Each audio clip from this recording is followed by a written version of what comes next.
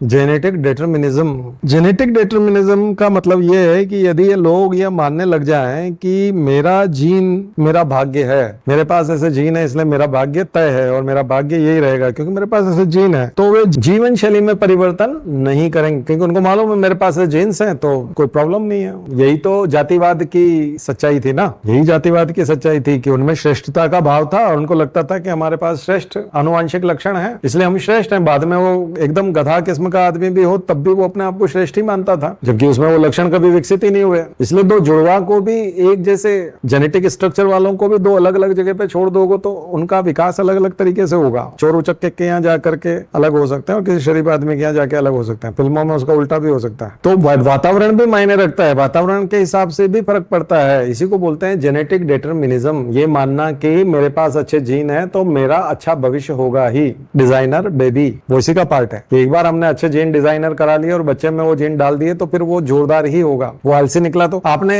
ये जीन डाल दिया है कि अगर मेहनत करेगा तो जल्दी मसल्स बन जाएंगे, अच्छी बात है। लेकिन अगर वो आलसी निकल गया तो उसका मन ही नहीं है उठ करके एक्सरसाइज करने का तो मसल्स कैसे बनेंगे? जल्दी तो बन जाएंगे। दूसरे बच्चे के 1 साल में बनते हैं, उसके 1 महीने में निकल आएंगे मसल्स, अच्छी बात है। लेकिन 1 महीना भी जाए तब ना। अगर वो आलसी रहा और आवारा रहा और रात को दारू पी के सो गया, सुबह उठ के उसने एक्सरसाइज ही नहीं की तो मसल्स कैसे निकलेंगे? तो जेनेटिक डिटर्मिनिज्म उतना काम नहीं करता, व्यवहार भी काम करता है। तो जेनेटिक डिटर्मिनिज्म क्या है? जेनेटिक डिटर्मिनिज्म एक झुकाव है, एक टिल्ट है। अगर आपने उस झुकाव पे काम किया तो फिर आप विकसित हो जाएंगे उस तरफ। लेकिन अगर आप उस झुकाव का आपने उपयोग नहीं किया, जैसे कोई आदमी के जीन्स इतने अच्छा हैं कि उसके बाप भी बहुत शार्प थे और माँ भी बहुत शार्प थी और पिता की हैंडराइटिंग भी बहुत अच्छी थी, माँ की हैंडराइटिंग भी बहुत अच्छी थी, पिताजी भी बहुत अच्छा बोल लेते थे, माँ भी अच्छा बोल लेती थी। इन बच्चे ने यूपीएससी का फॉर्म ही नहीं भरा तो वो निकालेगा कैसे? निकाल ही नहीं पाएगा ना। शार्प होने से क्या होता है, वो उन चीजों का फायदा भी तो उठाए। वो डिजाइनर बेबी भी वो सक्सेसफुल नहीं होने, उसके बाद उसको वातावरण के साथ उसको अनुपात में उसको उतना काम भी करना है। दूसरे के फलस्वरूप दूसरा जो है उतना जल्दी सक्सेस नहीं होगा, वो जल्दी हो जाएगा लेकिन कम से कम उसका वो करना तो पड़ेगा उसको।